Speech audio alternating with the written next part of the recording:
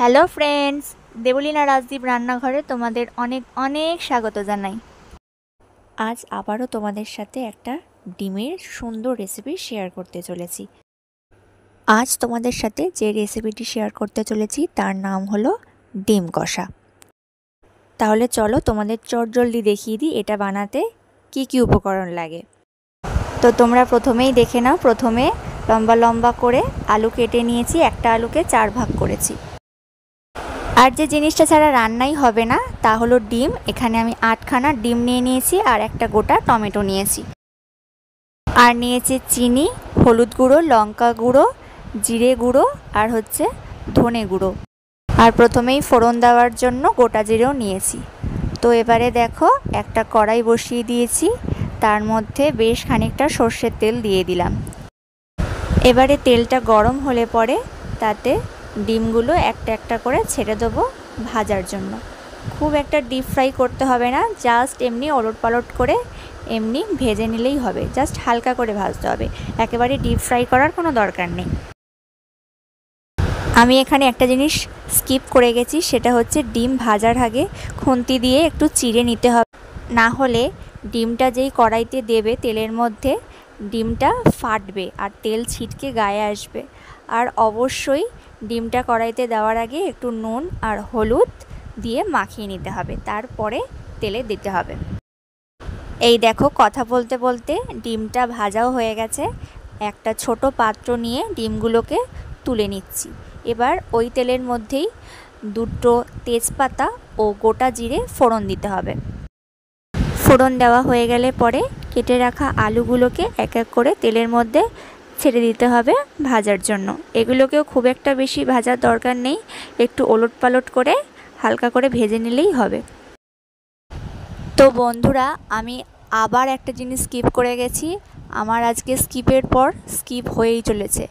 আবার আরেকটা ভুল হয়ে গেছে, সেটা হচ্ছে পেঁয়াজ, আদা, রসুন এই তিনটেও এর জন্য কাটা হয়েছিল ডিমের জন্য, যেটা আমি বলতে একেবারেই ভুলে গেছি। কী যে হলো আমার আজকে কে জানে। যাই হোক, কী বা করা যাবে। কথা বলতে বলতে আলু ভাজা হয়ে গেছে, তুলেও নিয়েছি সেটা একটা পাত্রে। এবার ওই সেম তেলের মধ্যেই সেই পেঁয়াজ, আদা, রসুন আর টমেটো সব একসাথে দিয়ে দেবো। এবার এই পেঁয়াজ, আদা, রসুন, টমেটো সবকটাকে খুব ভালো করে নাড়াচাড়া করে ভাজতে হবে, যাতে কোনো কিছু কাঁচা না থেকে যায়।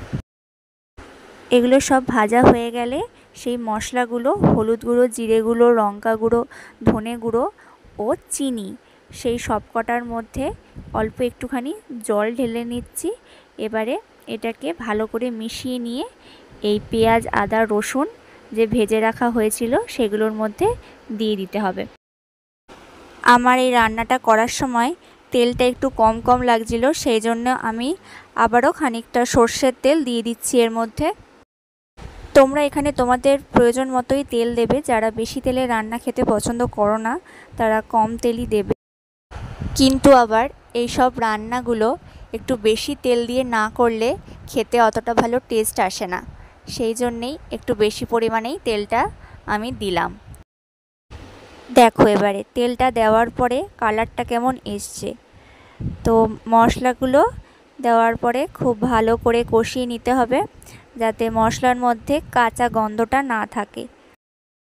মশলা কষানোর সময় পরিমাণ মতো নুন দিয়ে দিচ্ছি, যাতে নুনটা মশলার সাথে মিশে যায়।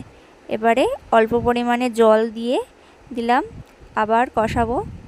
আবার একটু কষানো হয়ে গেলে পরে পাশের ওভেনে একটুখানি গরম জল বসিয়ে দিলাম। এই গরম জলটা এই ডিমের তরকারির মধ্যে দিয়ে দিতে হবে।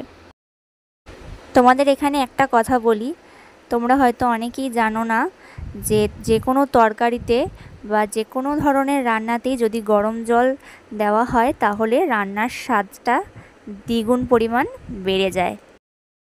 তবে জলটা তোমরা তোমাদের পরিমাণ মতোই দেবে। যারা বেশি গ্রেভি পছন্দ করো তারা জলটা বেশি পরিমাণে দেবে, আর যারা বেশি পছন্দ করো না তারা মোটামুটি আন্দাজ মতো দিয়ে দেবে। তো রান্না এখানে প্রায় শেষই বলতে গেলে। এবারে তোমরা অল্প একটু সামান্য পরিমাণে গরম মশলার গুঁড়ো ওপর থেকে ছড়িয়ে দেবে। এই ডিমের কারিটা তোমরা রুটি, পরোটা, লুচি যে কোনো কিছুর সাথে খেতে পারো, তবে পরোটা বা লুচির সাথে খেলে কিন্তু দারুণ লাগবে। তো বন্ধুরা, তাহলে দেরি করছো কেন? তাড়াতাড়ি বাড়িতে বানিয়ে ফেলো।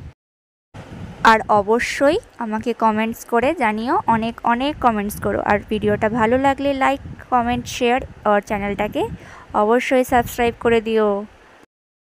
তাহলে বন্ধুরা, আজকের ভিডিওটা এখানেই শেষ করছি। দেখা হচ্ছে পরের দিন অন্য কোনো নতুন রেসিপি নিয়ে।